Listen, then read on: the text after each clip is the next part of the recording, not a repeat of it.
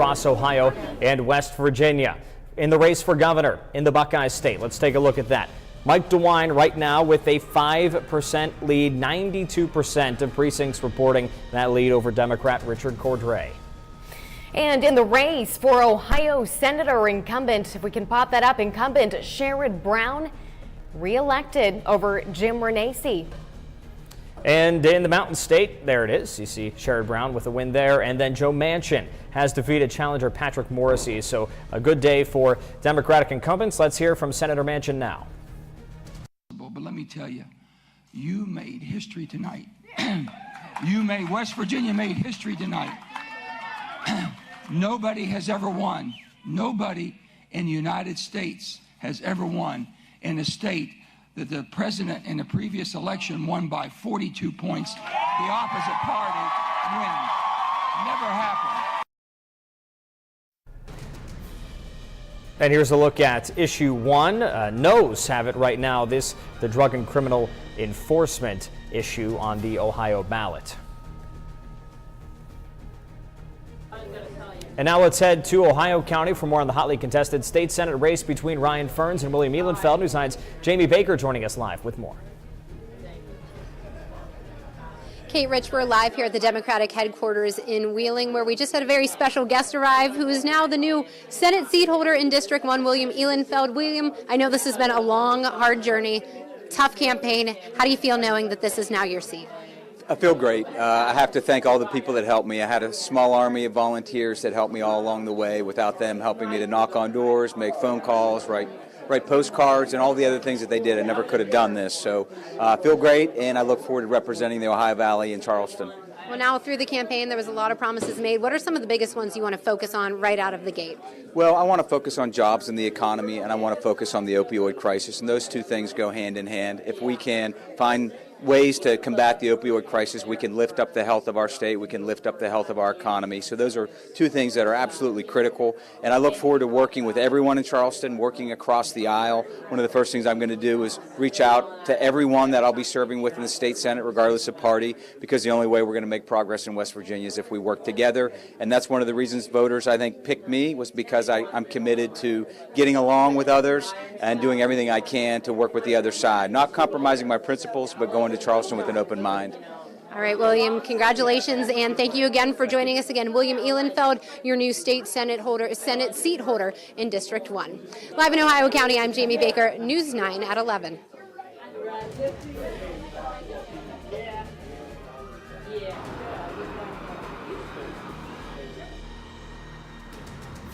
Building in Wheeling was on the ballot. We head now to News 9's Kristen Toole. Kristen.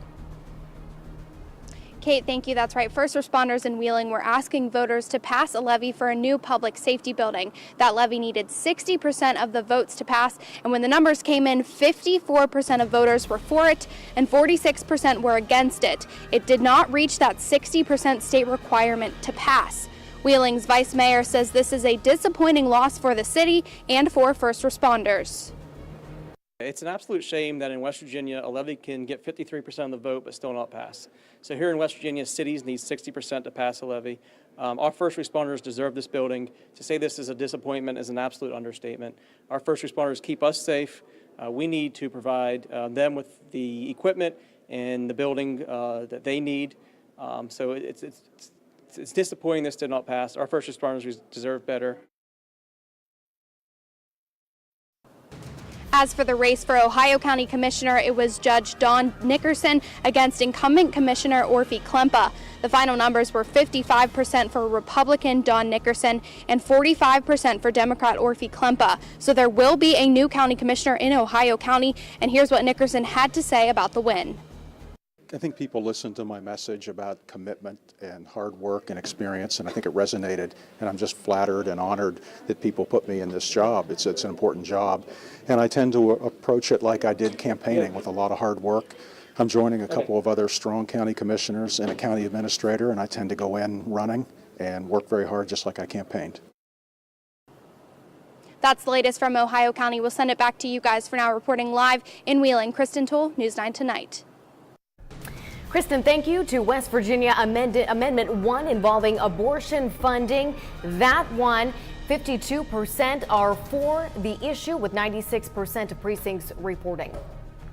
And now to West Virginia Amendment 2. This deals with legislative oversight for the state judiciary. This coming out after the Supreme Court controversy in the Mountain State, and the fours had that one as well.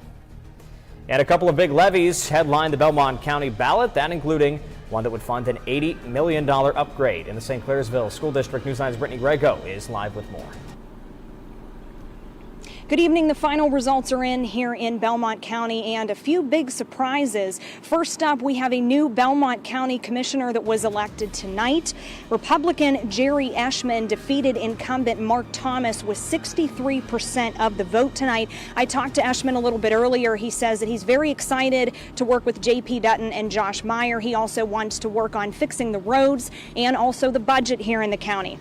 Next up, very big on the ballot tonight, the St. Clairsville school levy was voted down with 72% voting against. I talked to Bill Brooks, who led the opposition against this. He hopes that they can work with Build St. C in the future. Walt Skaggs, the superintendent of St. Clairsville School, says that he's pretty disappointed, but he hopes that maybe they can try again. He's thankful for the support of Build St. C. For now, we are live in Belmont County. Brittany Grego, News 9 Tonight. And in Eastern Division Court, David Troughton defeats Joe Vavra 48% to 43% with 100% of precincts reporting. Now let's head to Jefferson County. News 9's David Singer is standing by with tonight's results. David. Good evening. We're still following one race that is still too close to call at this hour. It's a race that passersby have asked us about. It is the race for county auditor in Jefferson County. 70 of 71 precincts reporting, one precinct still out, but here are the numbers. Again, too close to call for the county auditor race. E.J. Kahn with 50% of the vote. He is the Republican candidate. Scott Renforth, the Democratic candidate, has 49% of the vote. There are only 345 votes between the two candidates. One precinct still out there, and there are still 368 provisional ballots to be counted. If this stays the same with one precinct reporting coming back, this sets the stage for a potential recount. We're going to be catching up with both candidates at their staging headquarters this evening. Too close to call at this hour. A very close race between E.J. Kahn and Scott Renforth in the race for county auditor in Jefferson County. We'll bring you the latest when we learn it here on News 9. For now, reporting live in Steubenville, David Singer, News 9 Tonight. And now, well, there's one more look. Well, here's a look at the Edison Local School District renewal levy. The yeses have it 61% to 39%. One precinct, 1% of precincts, that is, still left to report. And for the Short Creek District fire levy, we'll have more on that later. Let's go now to News 9's Alex Taylor. She is in Brooke County this evening. Alex. Thank you, Rich. The election results in Brooke County are in, and we're standing right outside the Brooke County Courthouse tonight where all those votes were counted. Let's begin with the Brooke County Commissioner race between Democratic candidate A.J. Thomas and Republican candidate Don Perkins, neither of whom had ever run before. But let's take a look at those numbers now. A.J. Thomas topped the list tonight. He won this race with 55.95% of the votes in his favor. Don Perkins coming in at 44.03%. The next race we're taking a look at tonight was the West Virginia House of Delegates District 2. 3 people ran for this seat, only one of them run. Let's take a look at those numbers. The Democratic incumbent, Philip DeCirio, took that seat again, 52.79% of votes in his favor. Coming in second, Rebecca Yulee, 38.64%, and Trevor Barnhart with 8.56%. We got to catch up with Philip DeCirio right after the results were in. Here's what he had to say. Feeling pretty good. You know, it's always exciting to win. It's always tough to put your name on a ballot. It takes a little courage from everybody. First of all, I'd like to thank everyone for coming out and voting today, especially those ones that voted for me. But, you know, I'm appreciative to go back to Charleston. As I've stated before, I think we have some work to do down there. I also had the opportunity to speak to A.J. Thomas, who won the commissioner's seat. He is absolutely thrilled, and we'll have sound from him coming up for you as soon as we can. But for now, we're live in Brooke County. Alex Taylor, News 9 Tonight. Now, the Brooke County Public Services levy, that needed 60%. That's a supermajority to pass. It got it 68% to 32%. And for the Brooke County Fire Levy, 60% again needed to pass. That got it 76%, 81% of precincts reporting thus far. Coming up, more results from today's election with live reports from Hancock and Marshall counties. Good evening, I'm Chief Meteorologist Kevin Carter, and Severe Weather Center 9-year forecast is coming up.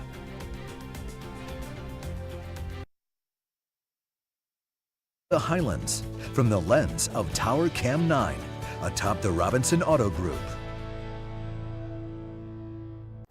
Welcome back. More Decision 2018 coverage now. We have reporters stationed across the Ohio Valley. Let's head live to Hancock County. News 9's Juliana Fafari is standing by there. Juliana. Rich, Kate, the votes came in right around 10 p.m. this evening here in Hancock County.